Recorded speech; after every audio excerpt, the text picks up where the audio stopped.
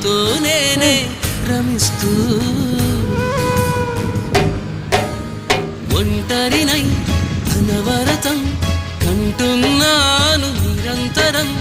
కలల్ని కథల్ని మాటల్ని పాటల్ని రంగుల్ని రంగవల్లుల్ని కావ్య కన్యల్ని ఆడపిల్లల్ని జగమంత కుటుంబం నాది